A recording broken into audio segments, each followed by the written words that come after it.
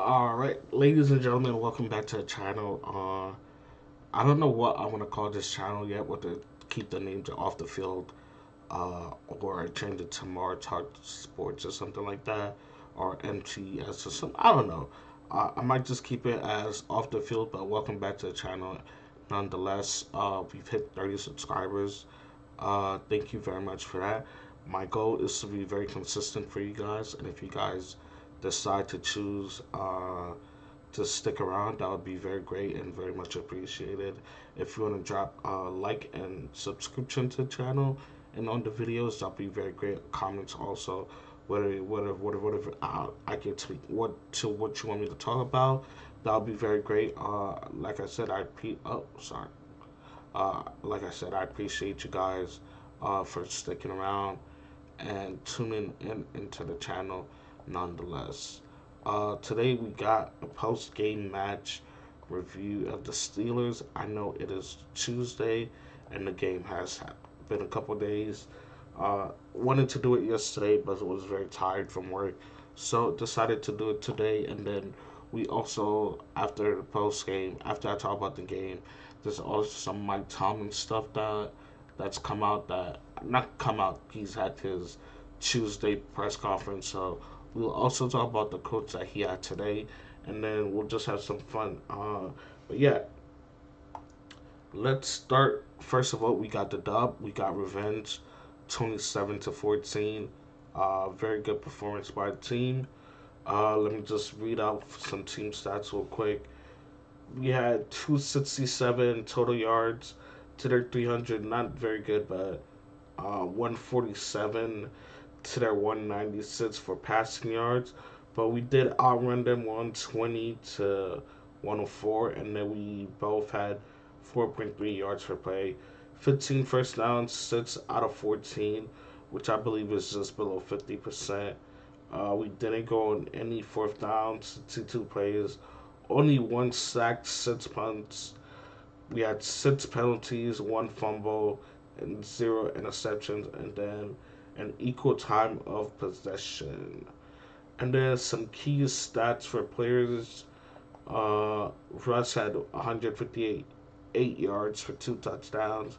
Najee and Jalen had a good day on the ground. Both combined for basically 100 yards, and then Russ added 17 yards. Very good to see him get out the pocket and contribute to the running game a little bit. Uh, the receivers, let's talk about that because there was a key thing that happened this game. 3 catches for 48 yards for Pat Fryermuth. I don't know. I probably just not do that. 3 catches and 38 yards for Scotty Miller. Mike Williams had 3 catches for 36 yards.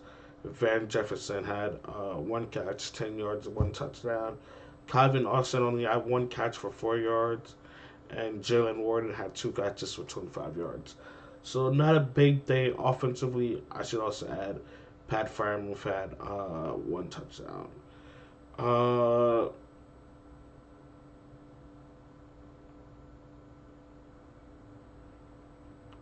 and then defensive wise, a lot of tackles. I'm not gonna read out for all of them, but if you want to see it, just Google it. Yeah. All right. Let's start with the flow of the game. I feel like the way this game started out, we kind of came out very slow, simply because we were missing a key player today.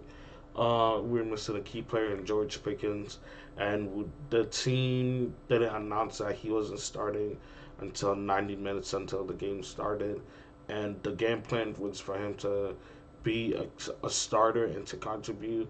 So I feel like that kind of affected the game plan going towards the game, and then so it took a little bit of time for Russ and what's it called and passing offense to click. Had a bunch of 3 and outs, and I thought I heard some boos there. I'm not too sure, but it might have been some boos there in the first quarter or so. But after the first quarter, we really got going. 10 points in the second quarter, 14 points in the third. We held them to 0 points in both those quarters, and then they scored one touchdown in the fourth quarter, and we didn't score one. But by the time that happened, the game was basically over.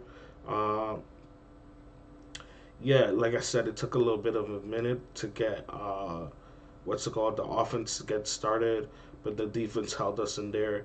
This was a complete team win, by the way. All three phases, special teams. There was multiple missed field goals by the Browns, and there was a punt recovery.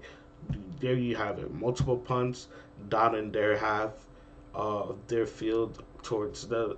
I think Corliss Williams had a good game. Let me see. Eight, six punts, average of 52.3 yards, one in the 20, and then it was for 314 yards. Chris Boswell, 2 for 2 in his field goals, long of 54 points, and then I said 54 points, 54 yards, and then he had 9 points in total today, 2 field goals, and yeah, 2 field goals, and the 3 extra points. And then Calvin Austin, 2 punts for 20 yards. Went a little bit better from there, but outside of that, not much to blame. Like I said, so 3 phases. Special teams did their thing. We kicked the field goals when we needed to, and we scored all our extra points. Uh, I'm sorry, I'm scared at this screen because that's what my thing is. But yeah, we did what we had to do, in my opinion. We got revenge. It felt.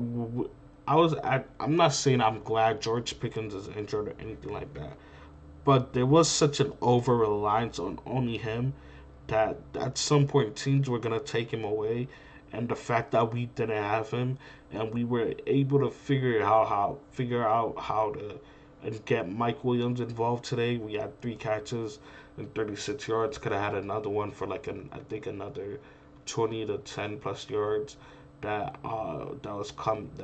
came back due to offensive pass interference. And then you even had Scotty Miller giving you 38 yards. And then the most important part in all of this is in my opinion, is getting Pat Freiermuth involved because he's essentially your wide receiver too, in my opinion. In terms of the way you kind of wanted to go, you kind of wanted to go George, Pat, uh, and then Mike and Calvin. You can switch those two around, and then you add in your van, and then you have your checkdowns with your in terms of the passing game, and then you have your checkdowns with the running backs. So I feel like this game kind of and the continue and because George is gonna miss more time, probably comes back for the Bengals game, which will be the last game of the year, I believe, with the way it's sounding. But the way what's it called? The now you get to Pat Fryermuth hasn't really had a lot of production, so now you're kind of forcing the team is kind of forced into giving Mike Williams more targets, giving what's it called, Pat more targets. Now you kind of have to find a different way to win, and the more ways you can win, the better it is, in my opinion. And hopefully George can come back healthy so we can make that postseason run. But for me, it's about seeing how we can win without him, so that when he does come back, it's just another option that you have in your belt in your arsenal.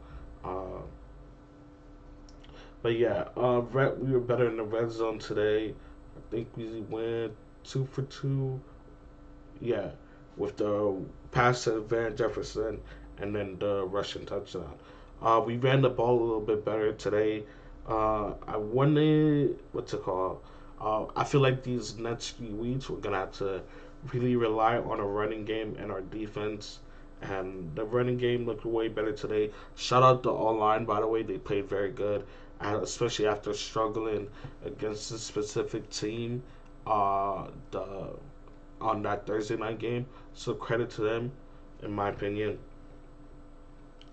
They played better. Only gave up 1 sack. I don't know how much pressure the Browns had, but I feel like Russ had the time where he needed to get the ball out. Like I said, another good thing that's been happening with Russ these past few weeks is he's getting the ball out very quick. I think it's like below 2 point something seconds, and That's just good. That's just great because you're now nullifying their pass rush when you're getting out the ball quick.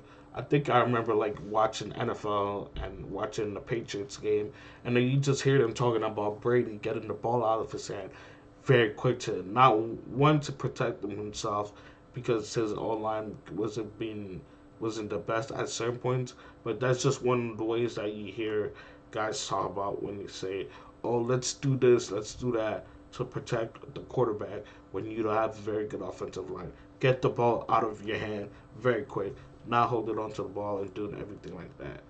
Uh, Defensively, only gave up 14 points. The first touchdown, the Steelers are kind of a funny team because they kind of start out slow, but then come second quarter, you know they're tough. Come third quarter, you know they're coming out with halftime adjustments, and I feel like that's the key to win the games that we've been winning. They've been shutting teams down. They see what you want to do in the first quarter. It's like the LeBron fill it out game in the game one memes. If you ever watch basketball, there's a thing that LeBron does where he fills you out in game one, and then game two, game three, game four, game five, usually or game six, whatever the series goes to, you see him start to dominate. But he figures what you want to do in game one, and then he capitalizes on that. And I feel like that's what the Steelers want. The Steelers are very similar to that. They see what the opponent wants to do, and then after they see that, then they come out and start punching you. They start punching you back.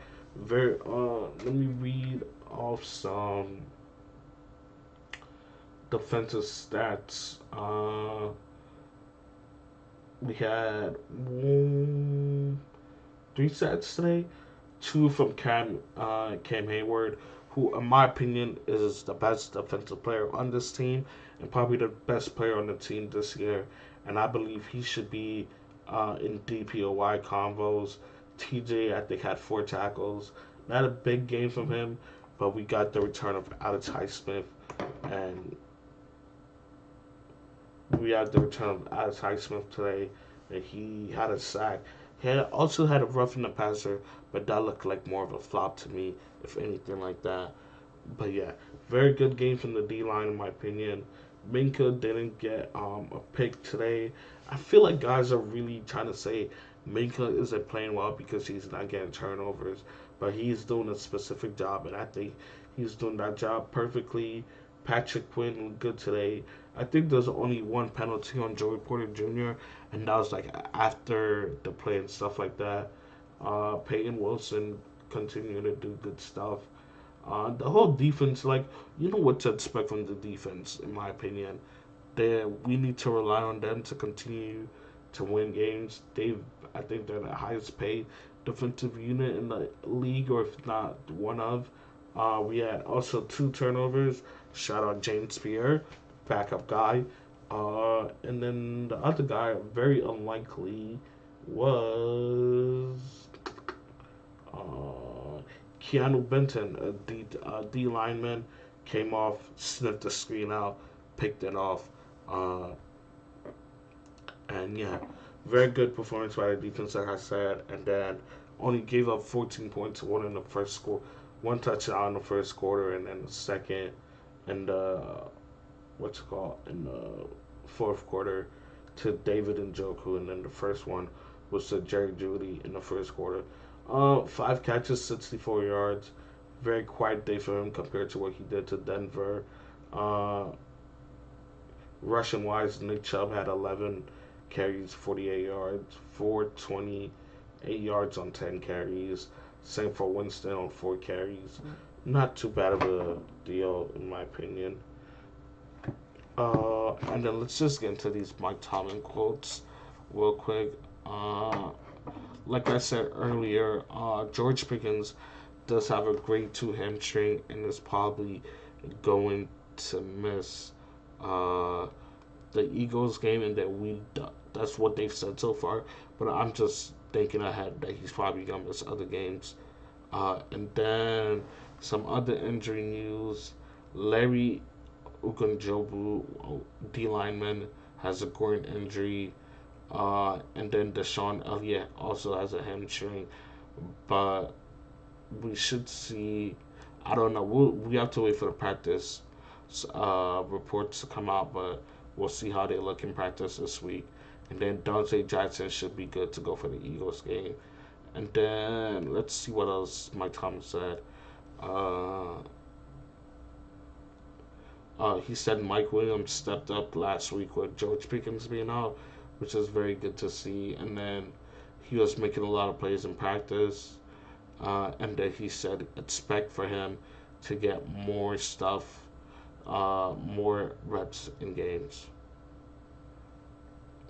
And then he said Tomlin. I said Tomlin. Tomlin said the offense will keep working when it comes to getting opening drive touchdown. So look for that to see the opening script. We'll see how that works out. Eagles are a very good team, very good defense, but let's see how we work on that. And then he said Cam Hayward is playing at a high level, just giving out some praise to his guys. Business as usual for Cam. Uh, and then he said the folk because we have 3 games in 11 days, and then he said it's fruitless to look how much more forward. Basically, I'll just read what he said. Said he's just focused on the Eagles game as opposed to having 3 games in 11 days. Said it's fruitless to look more forward than that because of unknown variables. Basically, taking it 1 game at a time. There's no need to worry about the Chiefs and the Ravens, I believe. Just focus on the Eagles, and then we'll get to the next game when we get there. Uh,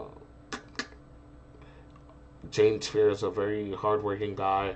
Practices hard, and got the chance to show his abilities versus the Browns.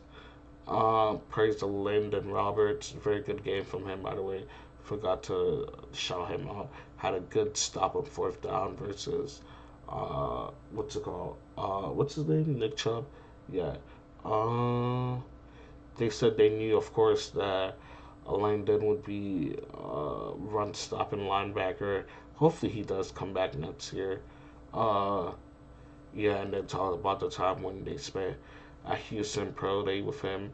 And then another guy that he's been very fair on, Broderick Jones. He said his growth and development continues. I know the plan was for him to play left tackle and then have Troy Faltanu play right tackle. If I'm the Steelers, switched it. Broderick is playing fine at right tackle. No need to like move him, get having him to work on another side and doing like a bunch of extra stuff. Like let him just focus on that one position, and then have Troy when he comes back next year work as a left tackle because that's where he also played in college. Uh, but yeah, shout out Broderick. He's been playing very well. Uh, I think the only sack came from the right side for Myles Garrett when he was double teamed by Dan Moore and what's called and but why do I not and the left guard. I forgot his name, but yeah. And that seems to be most of the quotes. And then we can clinch a playoff berth with a win, or if Miami lose and the Colts lose. So there's 2 weeks for us to make the playoffs next week. So hopefully we can just get the win and we don't have to focus on anybody else. But yeah, he said praise Saquon. What's it called? Yeah, continue to praise Saquon. Uh, and then talked about Russ and his. I'll just read this quote real quick. Damn, it's kind of a long one. Of Russell Wilson's previous January, the December and January experience component. I haven't thought a lot about his experience outside of Pittsburgh. To be honest with you, I don't want to prejudge him in any way. I just really enjoyed the process of getting to know him and working with him, building new memories, and getting an understanding of what he needs to do in this environment for us.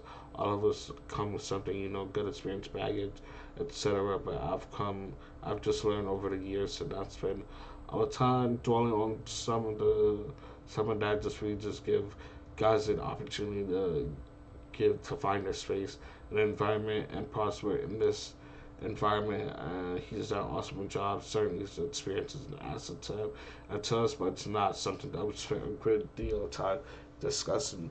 Very basically just saying, yes, Russ is a veteran quarterback, but we're just focused on the Steelers and trying to. We don't care what he did in the past. We're just focused on him being on what he's doing on the Steelers. Uh, and then Russ did call him the best head coach in the league the other day, and you can just tell how good uh, of that relationship they have. I feel like he's like the AFC version of Pete Carroll. Uh, if there was like any coach you could kind of compare each other to, I feel like those two guys are very similar. So yeah, shout out Mike Tomlin, getting our boy Russ back to normal in terms of his playing ability. But yeah, that's probably gonna be it for us today. We're probably gonna do a preview of the no Eagles game. What am I saying? Yeah, we're probably gonna do a preview of the Eagles game later on this week. When we find out more about injuries and stuff like that. But if you guys did like this video, please drop a like, drop a comment, and don't forget to subscribe. The goal is to hit 1K at some point next year. But yeah, I'm gonna try to be more consistent with videos and stuff like that for you guys.